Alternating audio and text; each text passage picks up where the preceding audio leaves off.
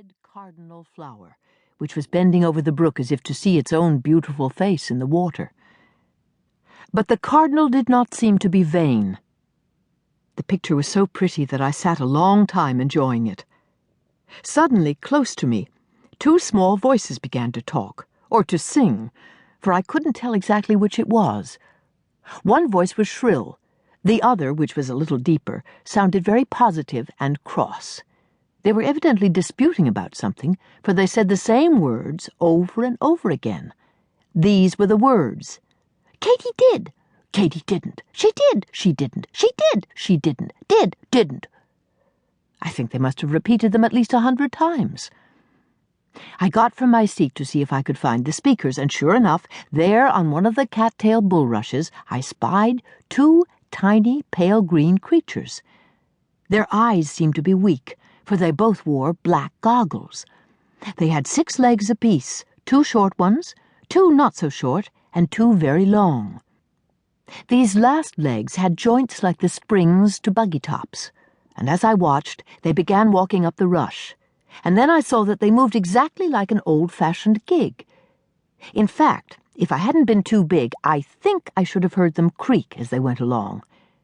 They didn't say anything so long as I was there, but the moment my back was turned, they began to quarrel again, and in the same old words. "Katy did. Katy didn't. She did. She didn't." As I walked home, I fell to thinking about another Katy. A Katy I once knew, who planned to do a great many wonderful things, and in the end did none of them, but something quite different. Something she didn't like at all at first, but which, on the whole, was a great deal better than any of the doings she had dreamed about. And as I thought, this story grew in my head, and I resolved to write it down for you. I have done it, and in memory of my 2 little friends on the bulrush, I give it their name. Here it is, the story of What Katy Did. Katy's name was Katy Carr. She lived in the town of Burnett, which wasn't a very big town, but was growing as fast as it knew how. The house she lived in stood on the edge of town. It was a large square house, white with green blinds, and had a porch in front over which roses and clematis made a thick bower. 4 tall locust trees shaded the gravel path which led to the front gate. On one side of the house was an orchard. On the other side were wood piles and barns and an ice house. Behind was a kitchen garden sloping to the south, and behind that a pasture with a brook in it, and butternut trees, and 4 cows, 2 red ones, a yellow one with sharp horns tipped with tin, and a dear little white one named Daisy. There were 6 of the Carr children, 4 girls and 2 boys. Katy, the eldest, was 12 years old. Little Phil, the youngest, was 4, and the rest fitted in between. Dr. Carr, their papa, was a dear, kind, busy man who was away from home all day, and sometimes all night, too, taking care of sick people. The children hadn't any mama. She had died when Phil was a baby, 4 years before my story began. Katy could remember her pretty well. To the rest, she was but a sad, sweet name, spoken on Sunday and at prayer times, or when Papa was specially gentle and solemn. In place of this Mama, whom they recollected so dimly, there was Aunt Izzie, Papa's sister, who came to take care of them when Mama went away on that long journey from which, for so many months, the little ones kept hoping she might return.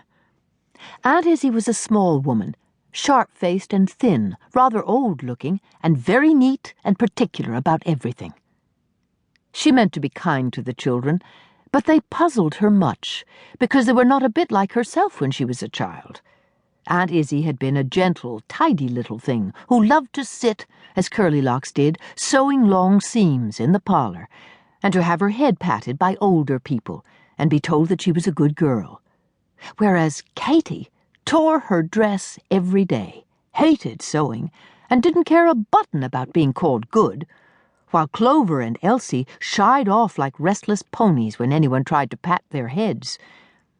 It was very perplexing to Aunt Izzie, and she found it quite hard to forgive the children for being so unaccountable, and so little like the good boys and girls in Sunday school memoirs, who were the young people she liked best and understood most about. Then Dr. Carr was another person who worried her. He wished to have the children hardy and bold, and encouraged climbing and rough plays in spite of the bumps and ragged clothes which resulted. In fact, there was just 1/2 hour of the day when Aunt Izzie was really satisfied about her charges, and that was the half hour before breakfast, when she had made a law that they were all to sit in their little chairs and learn the Bible verse for the day. At this time she looked at them with pleased eyes. They were all so spick and span.